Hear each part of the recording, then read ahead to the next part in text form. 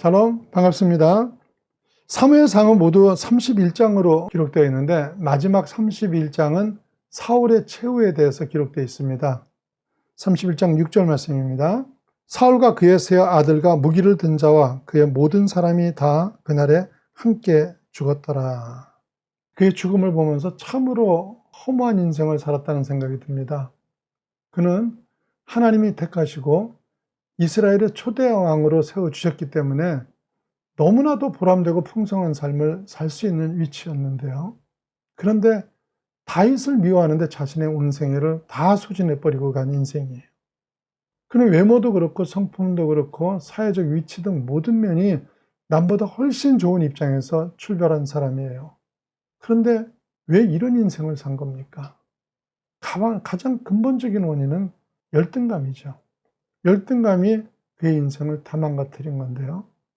그런데 남들보다 좋은 것을 많이 지닌 그가 왜 열등감에 사로잡힌 겁니까? 여러분, 굉장히 간단한 이유예요. 그는 하나님을 아는 사람임에도 불구하고 하나님이 아니라 사람을 위식하는 삶을 살았기 때문인 거예요. 사울은 처음부터 끝까지 이상하리 많지 하나님보다 사람을 위식하면서 삽니다. 사무엘상 13장에 보시면 사울의 첫 번째 불순종이 나오죠. 13장 8절과 9절 말씀입니다.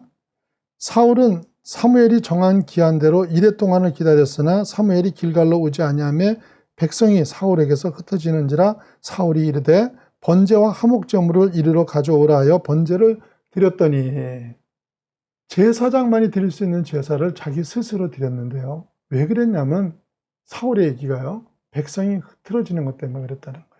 그걸 막기 위해서 어쩔 수 없이 하나님의 명령과 질서를 어겼다는 겁니다. 소위 하나님 뜻보다는 민심이 더 중요했다는 거예요.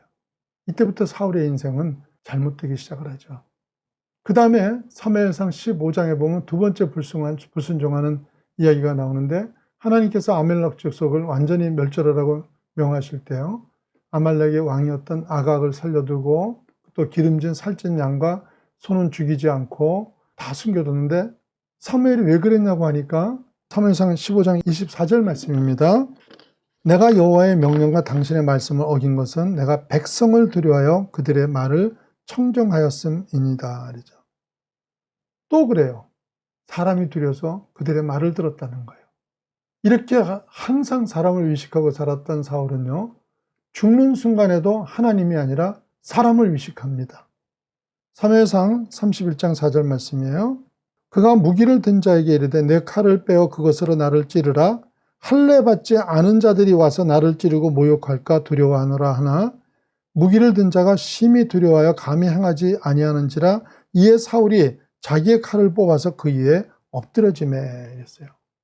할례 받지 않은 자들이 와서 이방인들이 와서 나를 찌르고 모욕할까 봐 두렵다는 거죠. 그러니까 사울은 죽는 순간에도 사람에 대해서 신경을 쓰면서요. 죽으면 잠시 후에 대면하게 될 하나님과의 관계에 대해서는 관심이 없습니다. 사울의 어리석음은 바로 여기에 있었던 거예요. 이런 사울이었기에 다윗이 골리앗 않았을 물리치고 난 뒤에 이스라엘의 여인들이 사울은 천천 다윗은 만만 이런 소리에 상처를 입어버린 거죠. 그리고 평생을 다윗만 죽이겠다고 따라다닌 거예요. 여러분 그 당시에 다윗은 소년이고요. 사울에 대한 충성심을 가지고 있지 않았습니까? 백성들이 그랬듯이 사울도 같이 다윗을 칭찬하고요. 그를 능력 있는 신하로 인정해 줬더라면 얼마나 좋았겠습니까?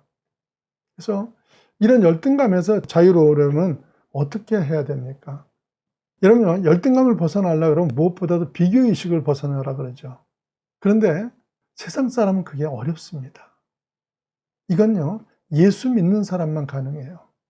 이유는 왜 그러냐면 예수 믿는 사람만이 하나님이 내게 주신 것이 최선이라는 것을 인정할 수 있기 때문에 그래요.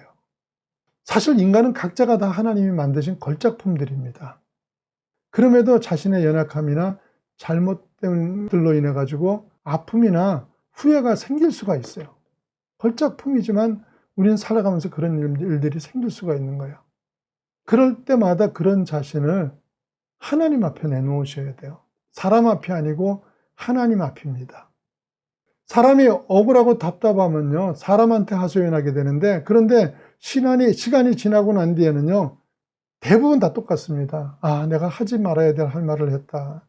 그러면서 그 말한 거에 후회까지 보태져 가지고 이제 원래 있었던 문제에다가 이중의 고통을 당하게 됩니다. 그래서 애통하기는 애통하되 하나님 앞에 애통해야 됩니다. 그런데 이렇게 자신을 하나님 앞에 내놓을 수 있는 사람은요, 욕을 먹어도 그게 복이 됩니다. 물론 성경 말씀 가운데 의를 위하여 핍박받는 자는 복이 있나니 천국이 저희 것이라고 했으니까, 의를 위해서 일을 하다가 욕을 먹으면은 그건 당연히 복이 되겠죠. 하지만 그건요, 의를 위해서 일하다가 욕을 먹는 것이고요, 잘못하고 욕 먹는 거는 그건 아닌 줄 알았죠, 제가. 그런데 요즘 와서 많이 깨닫는 것이, 하나님 앞에 자신을 내려놓는 사람은요, 잘못하고 먹는 욕도 복이 되더라는 거예요. 그런데 지금요, 욕을 먹는다는 말이 참 묘한 말이에요, 여러분요. 욕을 듣는다든지 욕을 받는다든지 하지 않고 욕을 먹는다는 표현을 쓴 게 이게 참 의미가 있습니다. 음식을 우리는 먹습니다. 그런데 삼켰지만 먹지 못하면 어떻게 됩니까? 뱉게 되죠. 뱉거나 토하게 되죠. 먹으면 우리의 피가 되고 살이 되지만요, 뱉거나 토하면 아무것도 아닌 건 물론이고 아주 잘못하면 악취까지 풍기게 되는 거예요. 욕이 그런 거예요. 욕을 먹어서 소화를 하면은 내 몸에 유익이 되지만, 토하면은 인생이 취해지고, 그리고 역한 냄새까지 나게 되는 겁니다. 위로 인함이든 내 잘못으로 인함이든요, 욕을 먹으면 그 욕을 안고 하나님 앞에 나가십시오. 그러면 하나님이 둘 중에 한 가지로 말씀하십니다. 하나는요, 뭐 뻔한 거예요. 둘 중에 딱 하나인 거죠. 하나는, 얘야, 그렇지 않단다. 내가 볼 때 너는 교만해서 욕을 먹은 것이 아니라 내 이름으로 인해서 욕을 먹은 것이다. 이렇게 말씀하시면서요, 위로해 주시거나, 그렇죠? 만약에 그렇지 않으면 이렇게 얘기하시겠죠. 그래, 내가 봐도 그렇다. 그래서 제가 언제 그랬는데요, 여러분? 처음에는 안 그랬지. 그런데 점점 목에 힘이 들어가더니 아예 이제는 목에 기부스한 것 같더라. 이런 식으로 답을 하실 거예요. 여러분, 근데 하나님이 이런 응답을 줄 때 회개 안 할 사람이 어디 있겠어요? 그래서 더 망하는 길로 가는 것을 막아주는 복이 임하게 되는 거예요.